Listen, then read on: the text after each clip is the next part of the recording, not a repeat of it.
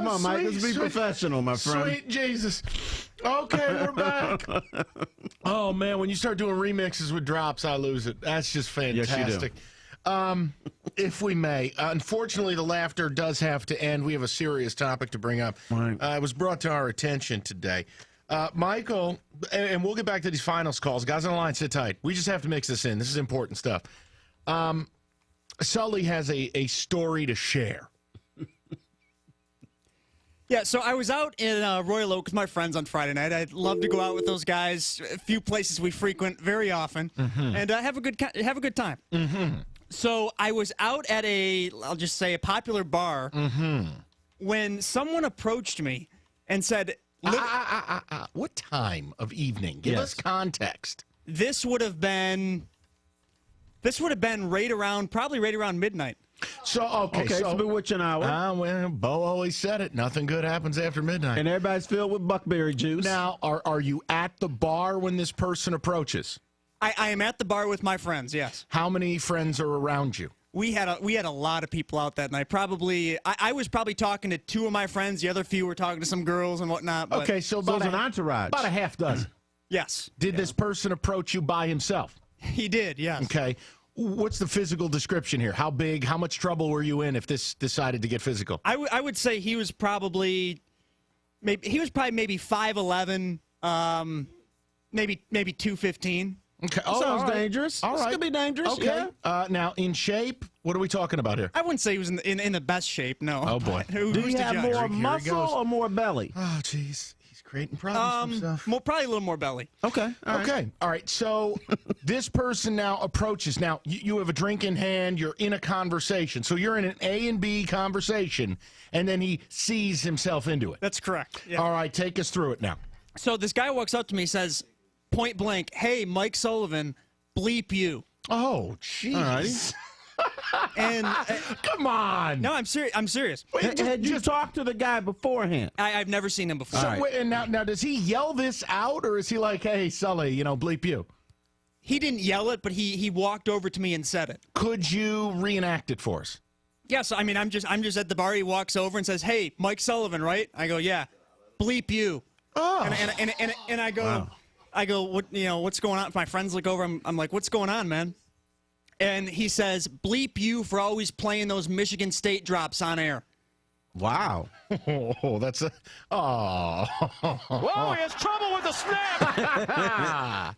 You think that could be the drop that he doesn't like? Yes, it was. Yeah. Okay, so how do you respond to that? So we're all kind of looking over at him, and I said to him, I try to kind of calm him down, like, hey, relax, man. It's just entertainment, Is he in your face at this point? He's maybe a foot and a half away, yeah. Oh, boy. No, that's in your face. That's the danger zone. Did he invade your personal space?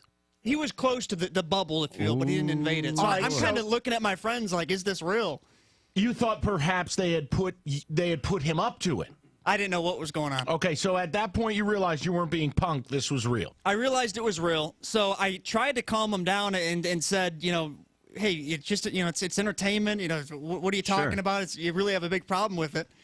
And he proceeded to say something about my friend who plays for Michigan State. Oh, no.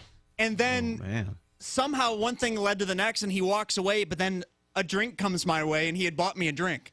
Oh. So it ended nice, but it started very, very heated, and then he bought me a drink, and I look over at him, and he's like giving me this smirk and like kind of this dirty look and walks away. You didn't drink it, did you?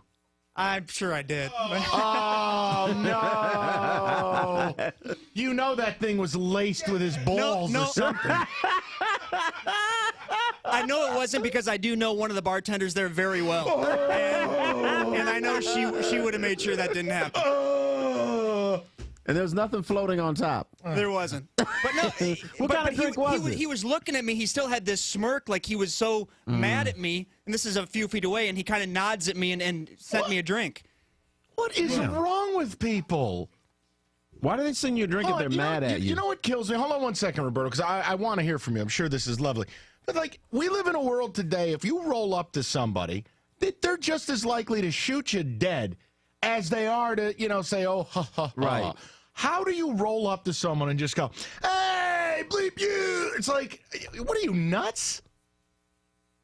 I was taken aback by it, but luckily it ended okay. I think it could have escalated, but it ended okay while he put laxative in your vodka tonic. that one was a vodka soda, actually. I just love the way like Sully approached the way he hangs out in this place, and it sounds like all the people he knows. He was probably told to that guy. He said to the waiter, he's like, "Let me reciprocate. Send a best bottle of champagne over there to that guy." Hey, you all. Yeah. Hey. Now, Sullivan. Were these people and friends around you, or was this the Mike Sullivan entourage that was around No, you? that's you, Terry. No, these were my closest friends. Okay. You know, it's hilarious the way that probably went down. The guy who rolls up to Sully and goes, "Yeah, bleep you." He goes to the bartender, "Hey, you see that tall, lanky character over there? Yeah, send him a vodka soda with a splash of nuts." I hope not, but I believe I did drink it. Man, you need to go. I'm sure I drank You it. need to go to the clinic. But why would he send him a drink if he's mad about what he's doing I'm here? telling you, it's like that Brazil water. You don't want. That's like the water in Rio. Look out! You better go to the clinic, son. And he was upset about it. I guess he calmed down a little bit. I tried What to is he tell him to upset relax. about? But, well, he's upset that I play the Michigan State drops a lot on air. Gee But whiz. see, that's blue on blue crime because you love yourself some Michigan. goodness. I do root for Michigan. Yeah. Right. I can't figure people out. I really can't. Maybe I'm sure there was alcohol involved with him, and Oh, not that that's an excuse. But Was he sloppy? I wouldn't say he was sloppy. He definitely had some drinks. There's no doubt about that. Okay. This is where you kind of cross the line of sloppiness. Were his lips wet? Was he a wet talker at that point in the evening? It was probably pretty close. Yeah.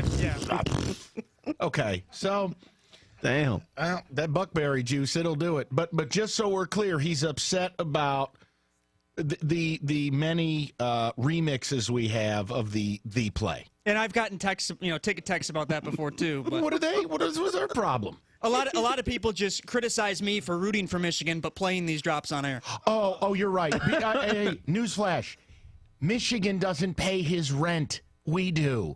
Okay. Well, but here's what.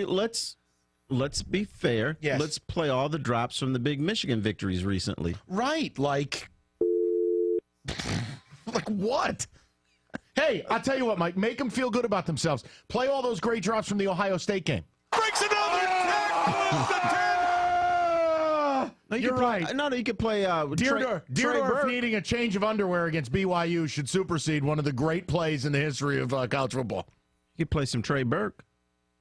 Like what moments does wet talker drunk guy want us to play? on the last play of the game. Unbelievable. Stop playing those drops. Yeah, but you know what? Mike is the same way. Mike is a friendly drunk. When he Right. gets drunk, he buys people drinks.